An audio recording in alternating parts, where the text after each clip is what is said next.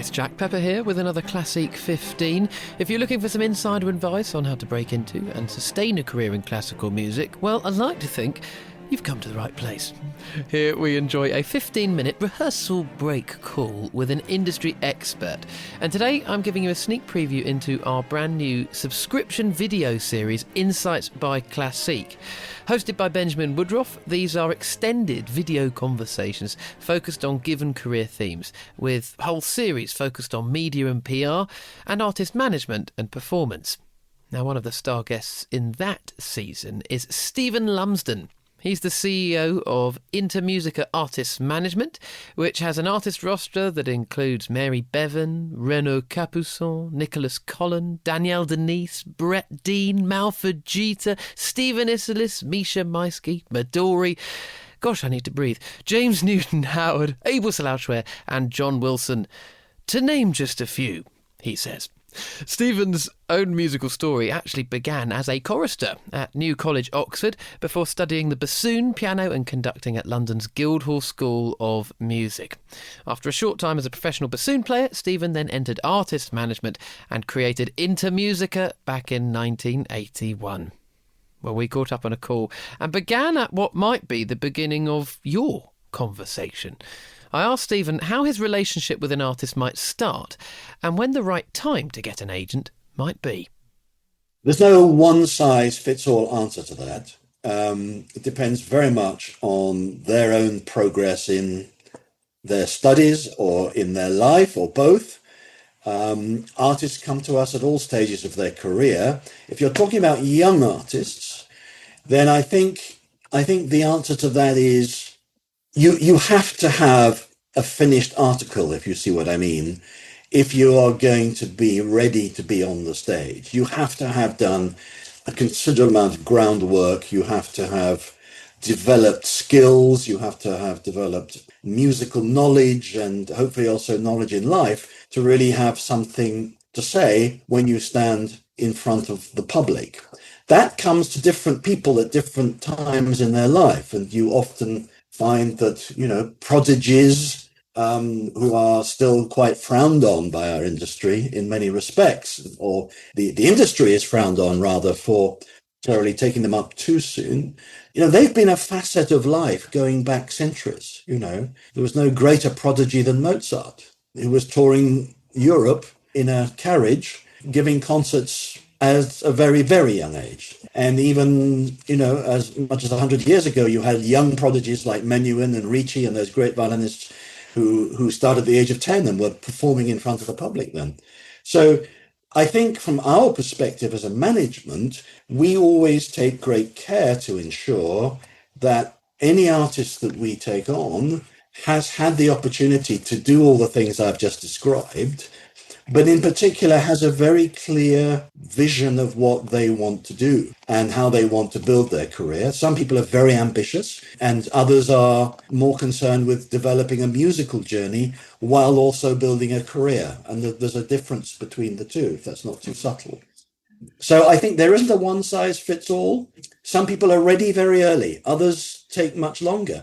Singers, because their instrument is their body, tend to take longer to physically mature into voices that are viable, if you see what I mean. So that's a kind of natural barrier to starting too soon. But there are examples of singers starting too soon and getting into difficulties. So, I think it is a very sensitive question, and it's a very good one to ask us about. So I can't give you a one-size-fits-all answer.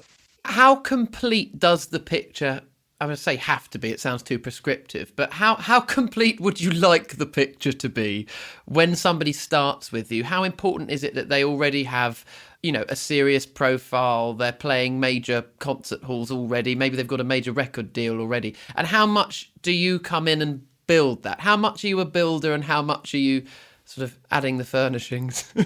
Yeah, I mean, I think there's a very interesting question, and one which I think occupies our minds a lot, and we're always discussing it as a company.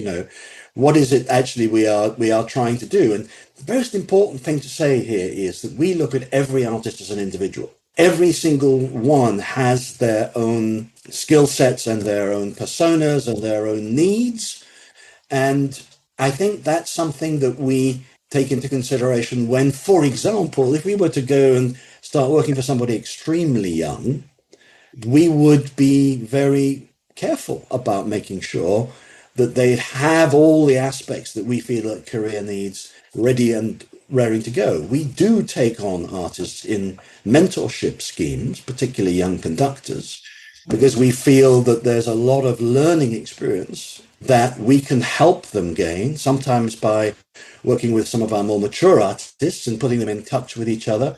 Perhaps they're coming to the end of a study period in a conservatoire or somewhere, which we don't want to disturb, where we would actually say, no, we think it's really important that you finish your studies, but however, we think that we can contribute to how you start taking your first steps into the profession. But artists also come along, after competitions when they may have been performing for many years. Would you ever have an artist come to you with loads of questions and perhaps not a great sense of where they would like to be or what they could be, a sense of maybe possibilities but not the answer? It's interesting you say you have very ambitious artists who know where they want to be. Would you ever encounter the flip side and somebody who says, actually, I need you to help me work it out? Or is that really not part of the remit?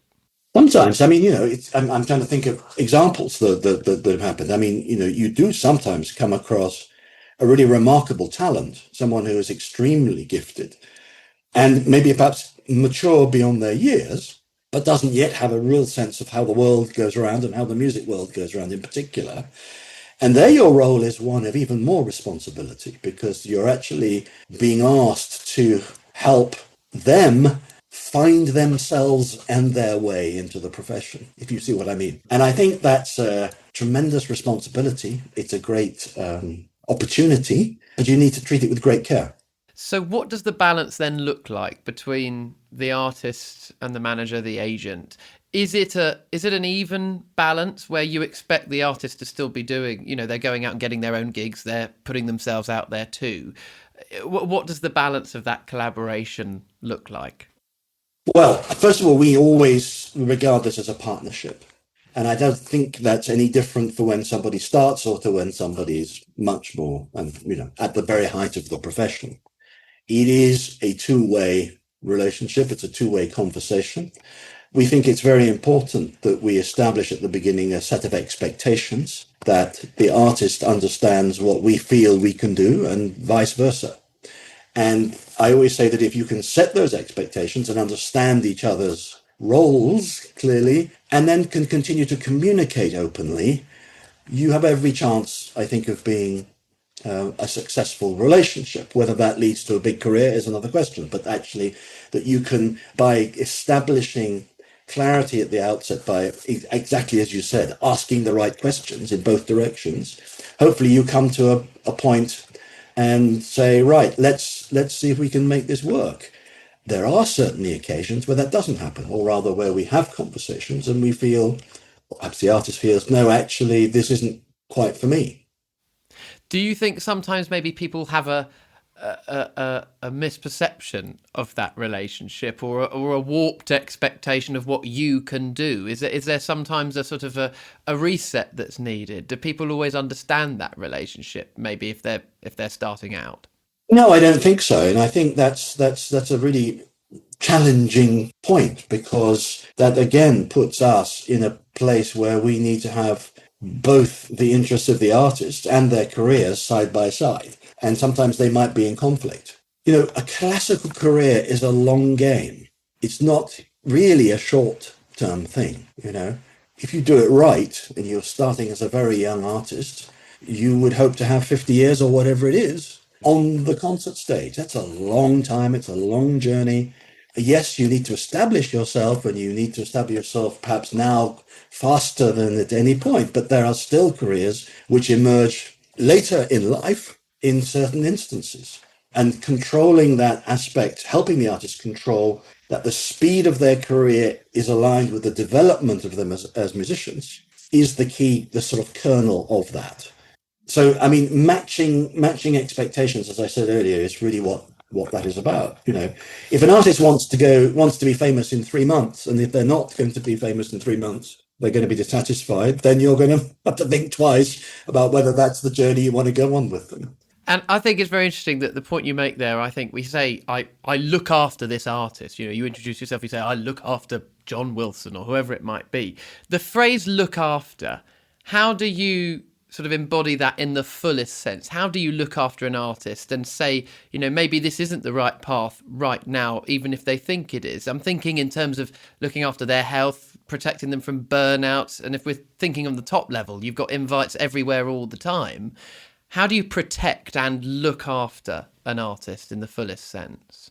Well, I think it's important to say that we can advise, but it's the artist who makes the final decision. And sometimes you can advise very, very strongly.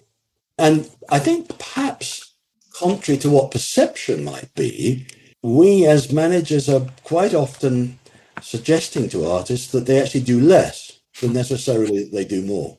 And I think that's a constant and intriguing part of any relationship. Even with just one individual, you know, we are very often talking about, I mean, we have an artist next to you who wants to take a 6-month sabbatical. We are very supportive of that. It's been a very hectic, rapid rise, and he's beginning to feel not burnout, but actually that his creative juices that he has to put into his music is in danger of not bearing the fruit that it could, wants to step off the platform, wants to go away, study, do whatever else he wants to do in his life, and then come back 6 months later refreshed. We're completely in support of that. But, you know, the train moves very fast in careers, and sometimes if you don't hop on that train, it leaves you behind. And so, you know, it's a very finely judged, nuanced thing. But one of the things that we do as managers and must do as managers is really feel that tempo, to feel their pulse, be aware of what that is, just understand how much they can and do want to work. And as they grow in their careers and in the confidence and understanding of what they're doing, so they will nearly always become much clearer and firmer in their mind of what rhythm they want. You know, I want to be working for 2 weeks, then I need a week off. I will do 2 weeks in America, but then I need to have a break. There are others who are very happy with a much more condensed kind of schedule. And very often we will say to them, look, you know, you're coming back from Australia and you've got this lovely offer the week afterwards. Is this really something that you should be doing? So it's a constant dialogue, and it changes. And even with an individual artist, will change at different points in their career. And for a younger artist or somebody starting out then, the balance of saying yes and no. I always remember somebody asking me this years ago. They said, Jack, have you ever said no? And I realised that was the first time I'd said no to something. Because you get this advice, say yes to everything. If something comes your way, do it. How do you walk that line then if you're starting out? You might not be able to afford to say, I'm going to take 2 weeks off or I'm going to take 6 months off. How do you walk that line when you're starting out? Very difficult. And you can only do that on the basis of a case by case. What are the circumstances around this engagement that is under scrutiny? Are you confident that if it is not the right thing at the right time, do you have sufficient confidence to think it will come back? And there, a manager, I think, is a very important partner and litmus, if you like, test for that, to say, look, I really think it's important you take this opportunity. How can we create the circumstances that you are the most comfortable? Does that mean, for example, there's a piece of repertoire? Repertoire is very often the kernel of the challenge for an artist. Do they feel sufficiently ready to perform a piece in a very high level setting? So very often what you would do is to say, look, how could we create the circumstances whereby you feel absolutely ready to go on that stage and perform to your best? Is it we need to clear something else away? Is it that we arrange prior performances of the same repertoire? This is going on all the time. We're constantly looking at how we can help an artist begin playing repertoire in an unexposed place in order that by the time they get to the bigger stages, they are absolutely ready for that opportunity. So again, that's all part of the dilemma that one faces on an individual case-by-case basis. But of course, that responsibility is borne out through, I hope, experience and understanding of how the business works and how the expectations are, who the individual people are that would be, you know, a singer offered a major role is another example, in a big house, which could be career making. You've got to be really sure, as far as you possibly can be, that you can help your artist get onto that stage in the best possible shape with the best opportunity to succeed. And you speak there of how best to help the artist. How best can the artist help you do your job? If you were sort of creating a list of like the dream client ingredients, the things that they can provide you with, the attributes that help you be the best possible manager, what would be on that list of ways to help Stephen?